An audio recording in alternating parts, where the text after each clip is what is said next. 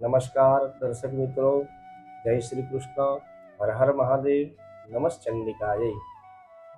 આજે આપણે જાણીશું કેટલાય વ્યક્તિઓનો એવો હમણાં તર્ક છે કે કેવલ જપ યજ્ઞ એટલે કે નામ જપ જ કરવા જોઈએ, બીજું કંઈ પણ પ્રકારનો યજ્ઞ યાગાદી હોમ હવન કરવા જોઈએ નહીં. તો જપ યજ્ઞ કરવાનું પ્રમાણ આપણને શાસ્ત્રોમાંથી પ્રાપ્ત થાય છે, પણ હોમ હવન ઇત્યાદિ પૂજા પાઠ ઇત્યાદિ ન કરવું જોઈએ એનું પ્રમાણ એક પણ શાસ્ત્રમાં એક પણ ગ્રંથમાં આપણને થતું નથી.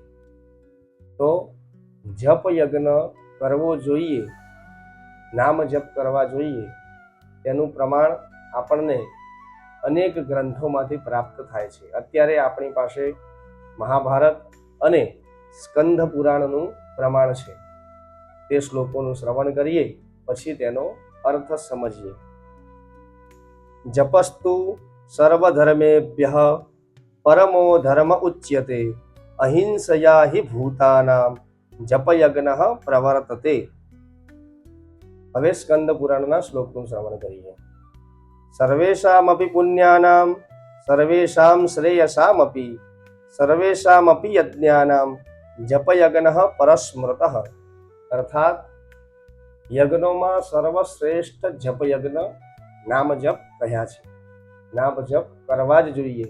અને ગીતાજીની અંદર શ્રી કૃષ્ણ ભગવાને પણ આપણને જાણ આપી છે, યજ્ઞાનામ જપ યજ્ઞોસ્મિ.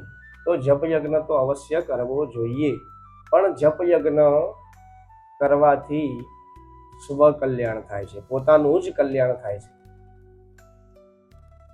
તો આ શ્લોકની અંદર શાસ્ત્રોમાં કોઈ પણ ગ્રંથમાં એવો ઉલ્લેખ કરવામાં આવ્યો નથી કે જપ યજ્ઞ સિવાય બીજું કંઈ ન કરવું જોઈએ, યજ્ઞ યાગાદી હોમ ઇત્યાદિ ન કરવું જોઈએ. કોઈ પણ ગ્રંથમાં એનો ઉલ્લેખ નથી. જો એવું જ હોત તો 16 સંસ્કારની વિધિ પણ ના આપી હોત, અન્ય કામના યુક્ત યજ્ઞ યાગાદી ગ્રંથોમાં વર્ણિત કરવામાં ન આવ્યા હોત. તો આનું હંમેશ માટે બધાએ ધ્યાન રાખવું જોઈએ. આપણા પાછળના વિડીયોમાં સરસ મજાનો સુંદર શ્લોક એવો જણાવવામાં આવ્યો છે કે પર્જન્ય એટલે કે વરસાદ આવે છે અને વરસાદથી અન્ન ઉત્પન્ન થાય છે અને અન્નથી પ્રજાની ઉત્પત્તિ થાય છે. તો યજ્ઞ યાગાદી કાર્ય હોમ હવન ઇત્યાદિ પણ અવશ્ય કરવું જ જોઈએ. તે વિશ્વ કલ્યાણ માટે છે. તો આવી ભ્રમણામાં કોઈ રહેવું નહીં કે જપ યજ્ઞ કરવાથી સર્વ કાર્ય સિદ્ધ થઈ જશે. જપ યજ્ઞ કાર્ય કરવાથી સ્વ કલ્યાણ થાય છે અને હોમ હવન યજ્ઞ યાગાદી કાર્યો કરવાથી વિશ્વ કલ્યાણ થાય છે.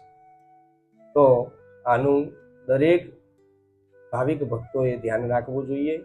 જો અમારું આ વિડીયો સપ્રમાણ આપણને પસંદ આવતો હોય તો અમારી યુટ્યુબ ચેનલ સબસ્ક્રાઈબ કરો, શેર કરો, કોમેન્ટ કરો, જેથી આપણા સનાતન ધર્મનો સાચો પ્રચાર અને પ્રસાર થઈ શકે.